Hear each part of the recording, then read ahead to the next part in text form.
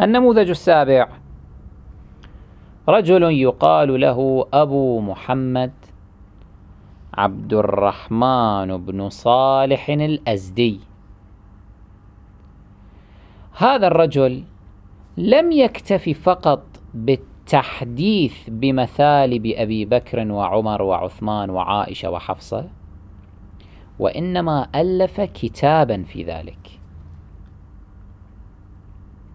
ومع كل هذا فرض نفسه على أهل الخلاف، فأذعنوا لكونه ثقة صدوقا، واستمر أحمد بن حنبل في مجالسته ومنادمته.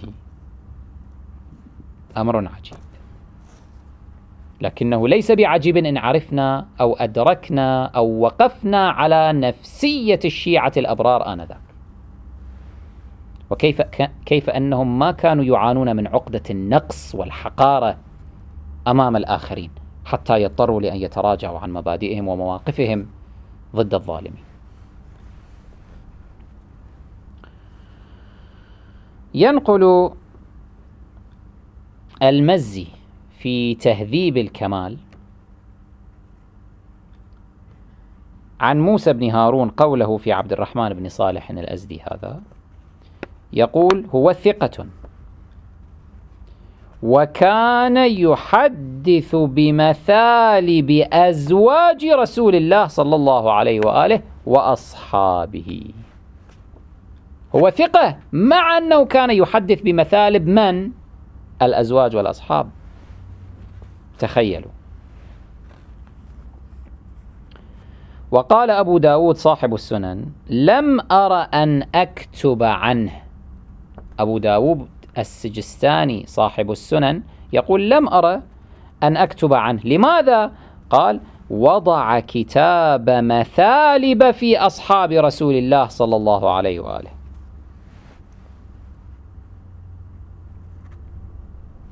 ينقل المزي أيضا في تهذيب الكمال عن يعقوب بن يوسف المطوعي قوله في عبد الرحمن ابن صالح الأزدي، يقول: كان رافضيا يغشى أحمد بن حنبل، أي يزور أحمد بن حنبل فيقربه ويدنيه.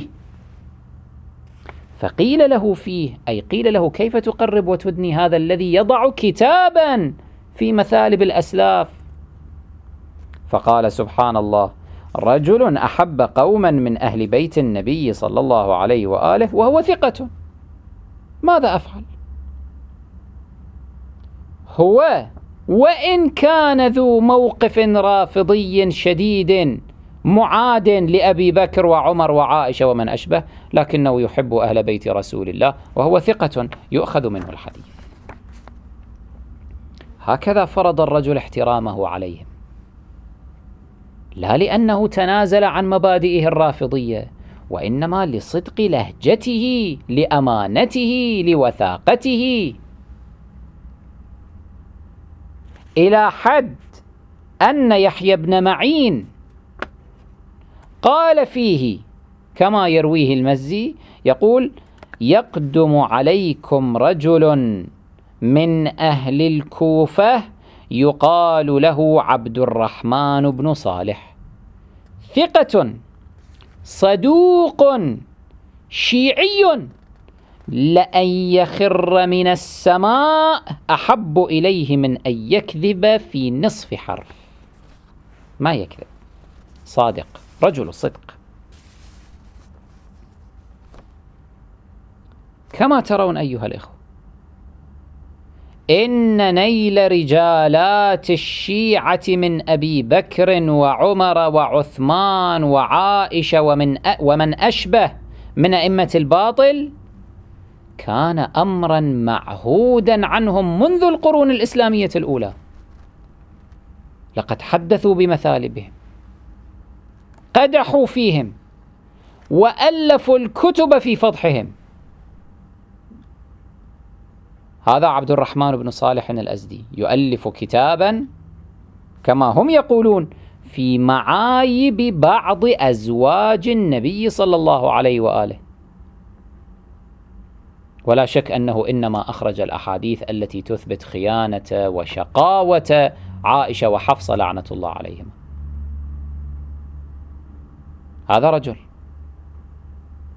وهنالك رجل آخر، هذا عيسى بن مهران المستعطف، يؤلف أيضا كتابا يكشف فيه مخازي من يطلق عليهم الصحابة، حتى أن الخطيب البغدادي يهاجمه بقوة.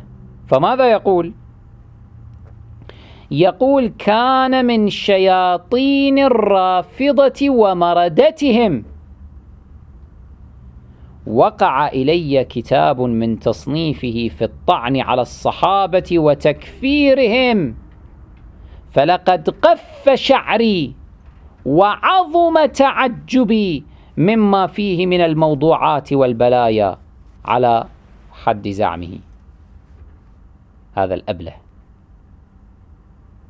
هذا عيسى بن مهران، وذاك عبد الرحمن بن صالح،